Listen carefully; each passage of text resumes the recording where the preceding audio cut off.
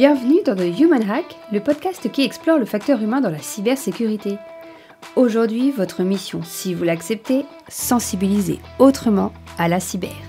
Et pour cela, je reçois Timo-Léon Tillemand, fondateur de Je Sensibilise, qui aide les professionnels du secteur à engager leurs collaborateurs autrement qu'avec des formations classiques. Pour lui, si la sensibilisation échoue, c'est qu'on oublie l'essentiel, les humains. Alors, place à la pédagogie, aux sciences comportementales et même, vous verrez, un one-man show sur la cybersécurité. Oui, vous avez bien entendu, un one-man show. En somme, un épisode qui souffle un vent de fraîcheur sur le sujet et qui pourrait bien vous donner envie de tout changer. Je vous souhaite une bonne écoute. Bonjour Timo-Léon, merci d'avoir accepté mon invitation. Bonjour Amandine, avec grand plaisir. Et bienvenue dans le podcast. Alors, pour commencer, la question habituelle, est-ce que tu pourrais te présenter, nous parler de ton parcours et puis de l'activité professionnelle que tu exerces aujourd'hui ? Eh ben écoute, moi je suis plutôt parcours classique d'un point de vue cyber. J'ai fait des études d'ingénieur en cybersécurité. J'ai travaillé pendant 15 ans pour un cabinet de conseil qui s'appelle Wavestone, pendant lequel j'ai pu faire 8 ans en tant que consultant et manager à conseiller des clients sur des sujets de la cyber. Et j'ai fait 7 ans en tant que RSSI du cabinet. Donc là, j'étais plutôt en charge de m'assurer de la cybersécurité du cabinet. Ah oui, de Wavestone directement. Exactement. D'accord, super. Exactement. Donc un beau parcours dans la cybersécurité. Et à quel moment... attends, tu n'as pas répondu à la dernière partie de la question. Aujourd'hui, qu'est-ce que tu fais ? Aujourd'hui, qu'est-ce que je fais ? Ça fait maintenant 2 ans que j'ai quitté ce beau cabinet pour lancer mon aventure avec la société Je Sensibilise, où la vocation, c'est d'un peu aider les RSSI, les responsables de la sensibilisation, ou toute personne qui a envie de sensibiliser, leur donner une autre manière, une autre vision de la sensibilisation et leur montrer qu'on peut en faire quelque chose qui est utile et pas juste faire des actions pour cocher la conformité. Ouais. Voilà, des actions qui vont amener au changement du comportement des utilisateurs. Alors, et comment t'en es arrivé à te concentrer sur la sensibilisation parce que tu as été consultante, tu as été RSSI. À quel moment et qu'est-ce qui t'a amené à te dire, voilà, la sensibilisation, c'est mon sujet de prédilection et j'ai envie de travailler principalement sur ces sujets ? Alors, quand on est RSSI, on a 50 000 sujets à traiter. C'est ce qui est la force de ce métier, hein, c'est génial. Mais il y en a un qui m'a le plus plu, c'est vraiment sensibiliser, être à la rencontre des personnes, pouvoir leur donner des conseils, trouver des manières originales de leur passer des messages. Et je me suis rendu compte que finalement, j'avais de la chance par rapport à d'autres. J'avais cette appétence en termes de créativité, en termes de relations avec les personnes, d'expérience utilisateur aussi. Et ce qui faisait que quand je faisais de la sensibilisation, je réfléchissais vraiment orienté utilisateur. Je me mettais à leur place et je voulais leur simplifier la vie pour que ils puissent appliquer les quelques gestes dont j'avais besoin qu'ils appliquent. Et à force finalement que des consultants viennent me voir en me disant mais est-ce qu'on pourrait proposer à nos clients ce que tu nous proposes en interne, plus le fait de voir mes autres homologues RSSI être un peu en difficulté sur la sensibilisation, et je me suis dit mais pourquoi pas utiliser cette appétence que j'ai et d'essayer de la mettre à profit des autres. Et justement, sur ton site, tu dis que toi, tu vas proposer de sensibiliser autrement. Qu'est-ce que ça veut dire pour toi ? Et finalement, c'est quoi ta philosophie de la sensibilisation ? Alors, ma philosophie, c'est que la sensibilisation, faut pas partir de l'outil, ce qu'on a souvent tendance à faire. Partir de ma plateforme de e-learning, je vais faire une session de sensibilisation pour les nouveaux arrivants et autres. Et souvent, vraiment, à chaque fois que je pose la question à mes clients, qu'est-ce que vous faites en sensibilisation ? Comment vous faites votre sensibilisation ? Ils me parlent tout le temps des actions qu'ils mènent. Et moi, j'aime bien leur poser la question, mais à la fin, c'est quoi le comportement que tu veux changer ? C'est quoi ton risque ? Et là, ils ont du mal. Il faut quelques temps finalement pour y réfléchir. Et pourtant, pour moi, c'est la priorité. Sensibiliser en passant 15 règles de cybersécurité, ça ne fonctionne pas. Les gens n'ont pas la capacité à retenir tous ces messages, même s'ils peuvent y mettre toute leur bonne volonté, ils n'y arriveront pas. Donc on a besoin de sélectionner les messages par rapport à ce qui est le plus important au moment où on fait notre sensibilisation. Donc finalement, on reprend nos vieux réflexes de cybersécurité, on parle un peu de l'analyse de risque et de se dire quels sont les comportements que je veux faire changer et je me focalise sur quelques-uns de ces comportements pour communiquer. Donc c'est vraiment un Voilà. changement d'approche, quoi. C'est de se dire finalement, oui, oui, ne pas passer par la technologie, mais de se dire quel est l'effet final recherché et de repartir de ça pour après décliner. Oui, et une fois qu'on a ces messages-là, c'est pas de réfléchir uniquement à quelles sont les actions pédagogiques qu'on va mettre en place, mais c'est vraiment aussi réfléchir à l'environnement utilisateur. Il y a plein de messages qu'on peut, passer ou même supprimer si d'un point de vue technique on a remplacé les choses. Je te donne un exemple qui m'énerve toujours, c'est, les messages où on demande de monter votre VPN, donc votre tunnel sécurisé quand vous êtes, à l'extérieur des Des locaux. oui. En fait, ce message pour moi est complètement inutile parce que ça s'automatise. Pourquoi c'est aux personnes de faire une action manuelle qui en plus vont oublier, alors que automatiquement ça peut se faire? Voilà, donc j'aime bien moi donner cette réflexion de dire: «Mais vous demandez des choses aux utilisateurs, mais pensez à leur expérience. Ouais. Ils vont pas faire pour vous ce que, limite on peut nous automatiser». Ouais, donc c'est vraiment ouais, prendre en compte l'utilisateur dans sa globalité, ne pas penser l'utilisateur comme un finalement un réceptacle d'informations ou quelqu'un dont on attend juste qu'il change de comportement, mais finalement quelqu'un dont on doit aussi, dans un certain sens, faciliter l'expérience comme tu le dis. Et tu penses que jusqu'à présent, si cette façon de sensibiliser, 2 questions. Est-ce que tu penses que cette façon de sensibiliser n'a pas été mise en place parce qu'il y a un manque de temps, un manque de connaissances, un manque, de moyens? Et la deuxième question en rapport avec ça, est-ce que c'est en train de changer? Est-ce que tu vois que toi, au niveau des professionnels que tu accompagnes, que tu formes, que ce changement d'approche, il est en train de se faire? Alors, les premières choses pour répondre à ta première Oui. question, en fait, aujourd'hui, je pense que beaucoup de personnes sensibilisaient un peu de la même manière, et leur manière de sensibiliser était beaucoup, drivée, enfin, conduite par, finalement les solutions qui étaient proposées, derrière. Certains ont cette appétence aussi que j'ai et on propose des choses, merveilleuses. Franchement, j'ai rencontré des RSSI ou des responsables de sensibilisation qui font des choses géniales également. Mais le souci, c'est que finalement, c'est le seul pan de notre métier en tant en cyber, on nous l'a jamais appris. On a fait de la technologie, on a fait des analyses de risque, on fait de la gestion de crise. On est formé à tout, mais à aucun moment dans notre cursus scolaire ou formation professionnelle derrière, on nous a appris à être pédagogue, à sensibiliser et à les communiquer vers nos utilisateurs. Donc c'est pour ça que moi j'ai créé cette formation dont tu parlais tout à l'heure, qui a vraiment vocation à essayer de combler un peu ce manque. Deuxième élément, c'est que les RSSI, je l'ai dit tout à l'heure, ont 50 000 sujets à faire. Il y en a un, c'est la sensibilisation, qui malheureusement n'est pas toujours la top priorité. Mais ça fait partie de la sensibilisation, d'arriver à sensibiliser les directeurs pour que ça devienne justement un peu plus une priorité. Donc il peut y avoir aussi un manque de temps, un manque de moyens. Il y a plein de choses là-dessus. Mais ça commence à bouger. De toute façon, la réglementation va aussi dans ce sens-là. Donc c'est bien, on y va. Mais il y a encore un travail monstrueux avant que finalement tous les collaborateurs dans toutes les entreprises soient sensibilisés, comprennent les enjeux, comprennent les gestes à faire et obtiennent ces bons réflexes. Et finalement, toi, tu apportes un peu ta pierre à l'édifice de ce changement d'approche avec les coachings individuels et collectifs que tu proposes. Et donc, on est d'accord que toi, tu proposes ces accompagnements à des professionnels de la cyber. Tu fais pas de la sensibilisation à destination de l'utilisateur final, on va dire. Non, Ouais, quasiment pas, ouais. à part juste m'amuser avec un petit one man show Oui, que je fais, on en parlera après. Ouais. mais l'objectif, voilà, c'est vraiment d'aider Ouais. les responsables de la sensibilisation, les RSSI, à créer et à penser autrement la sensibilisation.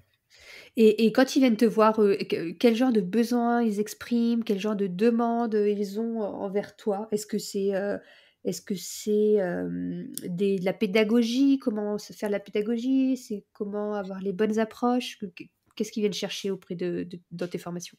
En fait, c'est des bons conseils sur comment commencer. Beaucoup sont perdus. Ouais. Ils font des choses, mais il n'y a pas forcément de lien entre elles. Et justement, quand on discute avec elles, avec ces personnes, pour comprendre ce qu'elles font, il y a un manque de sens dedans. Donc elles ont envie finalement d'avoir une meilleure vision de qu'est-ce qu'on peut faire, c'est quoi les différentes actions qui sont à notre disposition, venir chercher des bonnes idées, des idées aussi avec des choses simples qui peuvent amener de la sensibilisation, mais autrement.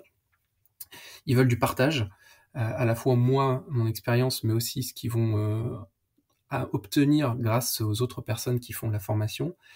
Et il y a quelque chose qui leur plaît aussi énormément dans ce que j'amène, c'est les bases des sciences comportementales. En fait, l'objectif final, premier de la sensibilisation, c'est de changer les comportements de nos utilisateurs. Or, les comportements de nos utilisateurs sont étroitement liés à leur cerveau et à la manière dont on peut prendre nos décisions au quotidien, dont notre cerveau fonctionne. Et le fait de connaître, de comprendre ces sciences comportementales, déjà, moi personnellement, ça m'a fait un bien fou, et tous ceux à qui je leur présente voient aussi les choses différemment, et ça permet de mieux comprendre les comportements de nos utilisateurs, de mieux, on va dire, accepter pourquoi Jean-Michel ou Micheline clique 100 000 fois sur un lien. Voilà, donc on va pouvoir mieux comprendre l'utilisateur. Et ce que j'amène aussi dans la formation, c'est que grâce aux sciences comportementales, en fait, on peut jouer avec les sciences comportementales, dans le bon sens bien évidemment, pour pouvoir sensibiliser et faire changer les comportements de nos utilisateurs. Les sciences comportementales, elles sont énormément connues par les attaquants. Le mot que tout le monde connaît, c'est l'ingénierie sociale. Il faut que nous-mêmes, on ait les mêmes armes pour pouvoir l'utiliser à bon escient, cette fois-ci, et faire changer les comportements de nos utilisateurs. Alors ça me parle vraiment ce que tu dis, parce que si moi, il y a quelques années, je me suis aussi intéressée au sujet des sciences comportementales, c'est parce qu'exactement j'avais cette frustration d'avoir besoin de personnes qui devaient faire des choses finalement que je leur demandais de faire et qui, pour elles, ça faisait pas partie de leur job. Et j'avais cette barrière au changement et ça m'a vraiment aidé, comme tu le dis, de comprendre en fait que non, c'est pas de la mauvaise volonté, ou c'est pas ce qu'on pourrait appeler peut-être de la fainéantise, mais c'est vraiment le cerveau qui va fonctionner d'une certaine façon. Et d'ailleurs, on est tous dans le même cas en fait. Oui. On est tous concernés. On n'est pas, nous, professionnels de la cyber, par miracle. Enfin, on est aussi concernés par ces biais-là de notre cerveau. Et moi aussi. Et du coup, je trouve que c'est hyper... ça donne vraiment des clés de compréhension, là où moi, je me sentais assez impuissante des fois et un peu frustrée. Et du coup, je trouve que c'est super de leur donner à ces professionnels-là ces clés de compréhension-là. Et ça doit aussi, j'imagine, les soulager dans un sens, de se dire, c'est pas parce que... Enfin, c'est pas de ma faute dans un sens, mais c'est l'être humain qui est comme ça, quoi. Ouais. Ah ouais. Donc, Mais ouais. bon, ce serait tellement plus simple si l'être humain n'était pas comme ça. Bah oui, on serait des robots, je pense. Mais je pense qu'on s'embêterait. Oui, c'est peut-être plus ennuyeux, effectivement. Et quel type de professionnel vient se faire former chez toi? Des RSSI, des responsables de sensibilisation? Il y a d'autres de profils aussi? En fait, c'est toute personne qui a envie Ouais. d'apprendre à sensibiliser. Mais oui, c'est ça, c'est les RSSI responsables de sensibilisation, des DPO. J'ai aussi des consultants aussi qui viennent pour pouvoir proposer des prestations un peu différentes à leurs À leurs clients. clients, ouais. Mais voilà, après, le seul point d'entrée, c'est qu'il faut être motivé et de se dire, si en fait, on peut en faire quelque chose, et je suis curieux et je vais partager ce que moi je fais. Et justement, tu dirais que ce message que tu portes aujourd'hui sur faire de la sensibilisation autrement, et de la façon dont tu viens de nous l'expliquer, comment il est accueilli par les professionnels? Peut-être ceux qui viennent de tes formations sont déjà plus ouverts, donc voilà, ils sont plus ouverts à ce sujet-là. Mais est-ce que plus largement dans le milieu de la cyber, tu dirais que comment ton message est accueilli? J'ai l'impression que ça évolue. La sensibilisation, ça a pas toujours été le sujet qui bottait le plus. Mais voilà, aussi dans la manière dont moi je l'amène, j'essaye d'être un peu innovant aussi dans ma communication, et notamment sur LinkedIn. Ça donne vraiment un rythme et une autre image de la sensibilisation.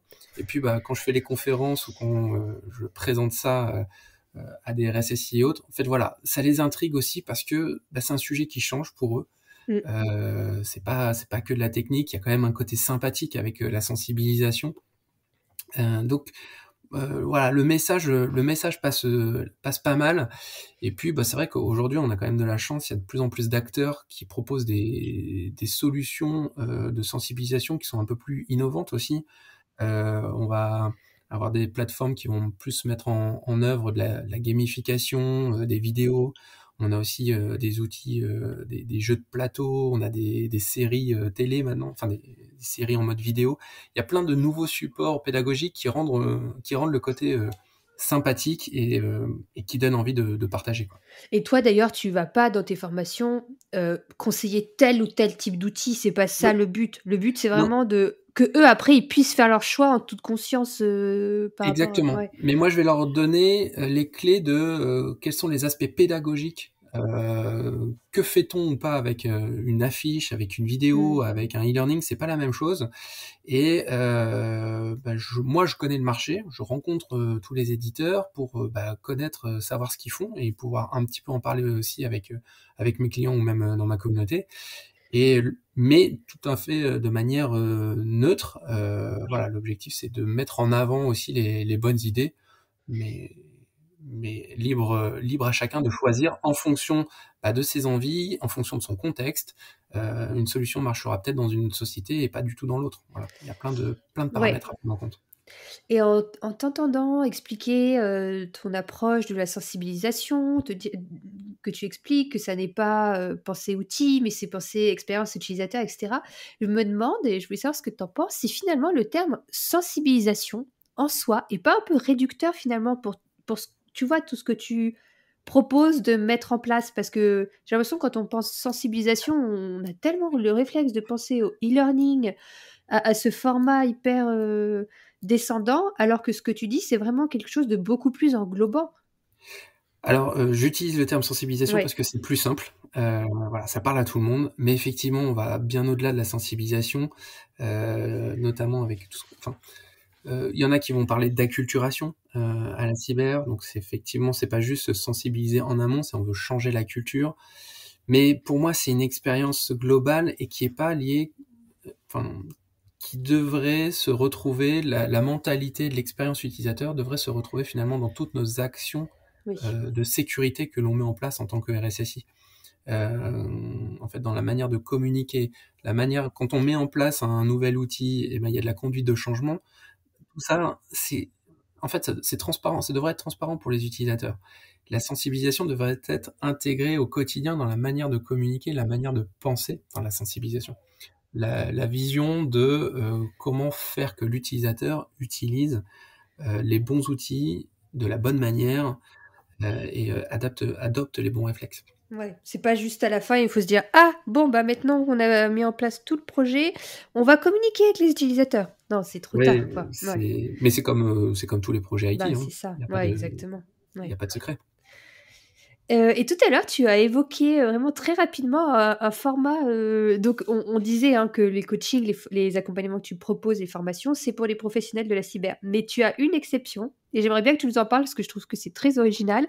Tu as créé un one man show et là, Ouais. c'est un one man show de sensibilisation à la cyber pour, les, les non comment on dit? Des gens normaux, quoi. Les gens normaux. Il y a les gens de la cyber, Des il y a les gens normaux. des non, comment des novices. Est-ce que tu peux nous en dire plus sur comment t'es venue cette idée et puis en quoi ça consiste et voilà? Alors, l'idée, elle est venue, il y a plus d'un an, mais quand je réfléchissais à la création de mon entreprise, je suis parti en randonnée pendant une semaine, tout seul, avec vraiment, l'objectif de prendre du temps pour moi et toute la journée, j'écoutais des podcasts, pour apprendre sur la formation, réfléchir et en termes de pédagogie et autres et construire mon offre. Et puis, je sais pas si toi tu fais du trek, mais en règle générale, le soir, on se retrouve dans des auberges et autres, et donc enfin, dans des auberges, dans des refuges, et on rencontre à peu près les mêmes personnes. Et une fois, je rencontre une personne qui s'appelait Marie-Hélène, qui avait la soixantaine d'années. Et on a commencé à discuter de nos métiers, forcément, j'arrive moi avec la partie cyber.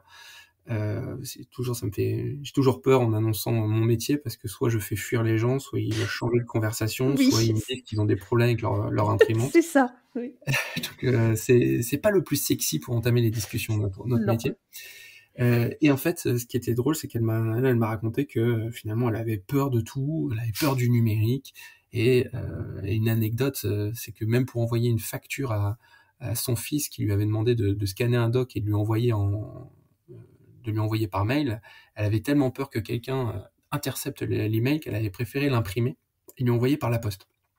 Oh là là.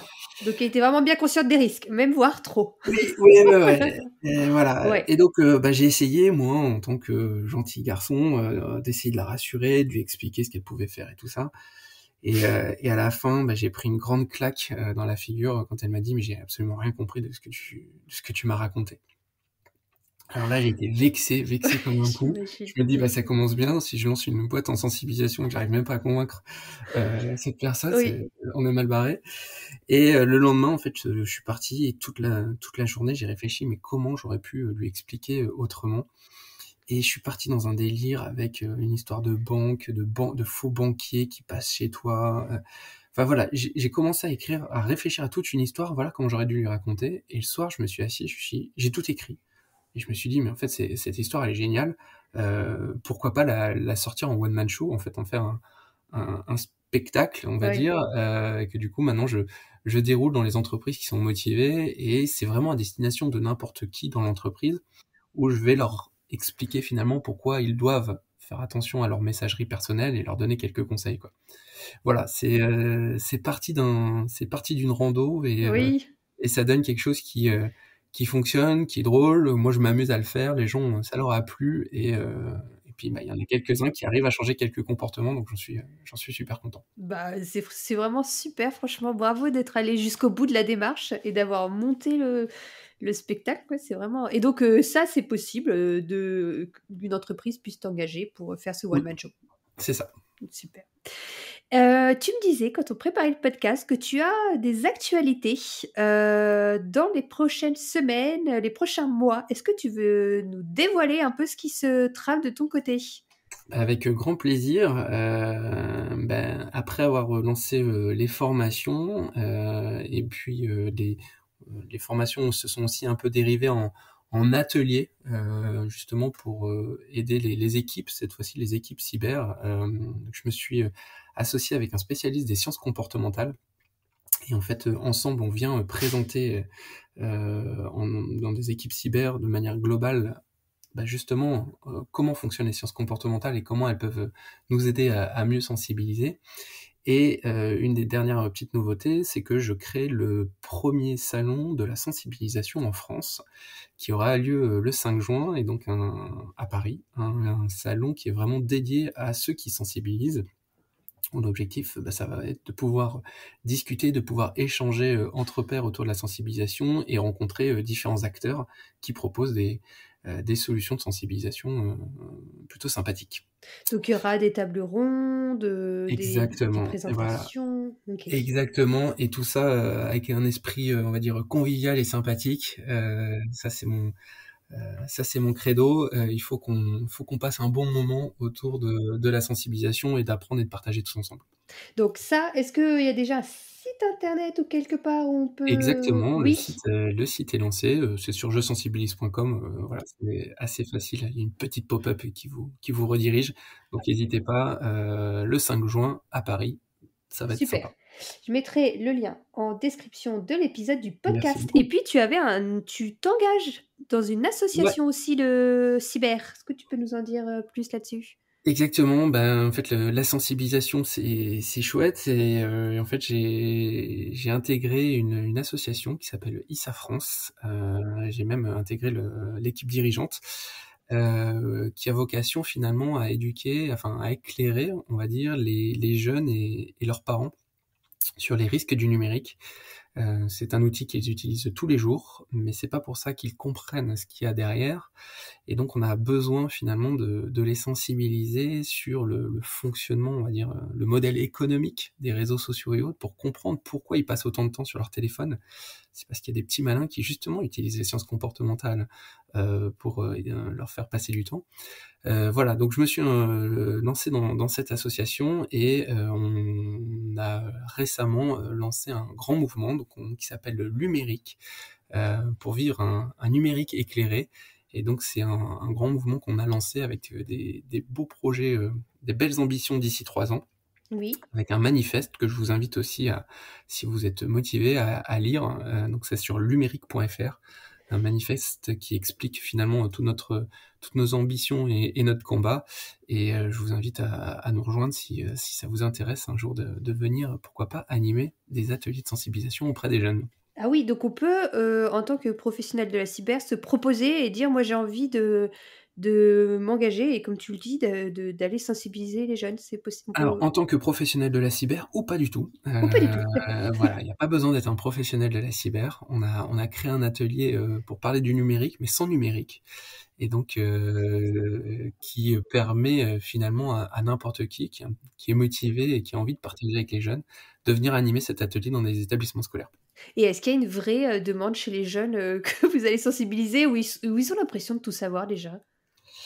Euh, Non, non, non, alors c'est pas forcément eux qui viennent, c'est pas eux qui Oui, vont demander l'atelier. j'imagine, oui. Voilà, mais non, ils reconnaissent qu'ils ne savent pas tout, mais voilà, il y a quand même des belles choses, le tableau n'est pas si noir que ça, mais on a quand même des jeunes qui sont un peu sensibilisés, qui sont motivés. Oui. Voilà, il faut juste leur donner les bonnes clés, mais c'est surtout les parents qui sont très perdus finalement, déjà dans le numérique, et alors dans la gestion du numérique de leurs enfants, c'est encore plus compliqué, et souvent, ça peut créer des conflits, dans la famille, donc on est là aussi pour leur donner les bons conseils pour que ça se passe bien. Mais oui, parce que finalement, la génération de ces parents-là n'a pas grandi avec le numérique. Donc, Non, non, ils ont non, encore moins les clés, peut-être la génération d'après sera peut-être plus, mais OK, OK, bon, bah, on verra bien. ouais, exactement. C'est passionnant. Merci. Une dernière question avant Vas-y. qu'on finisse cette interview. J'aime bien poser cette question à mes, invités. Mmh. Quelle phrase ou valeur, guide aujourd'hui ta pratique, de la cyber? Est-ce que tu as un motto comme ça, qui te vient et qui te guide, au quotidien? Alors c'est très facile parce que, oui, j'en ai un, c'est celui que je mets, sur la plupart de mes posts, que enfin, voilà, je l'ai trouvé. Je sais pas s'il existait avant, j'ai jamais vérifié, mais j'aime bien dire que, c'est en s'inspirant des uns qu'on inspire les autres, Mmh.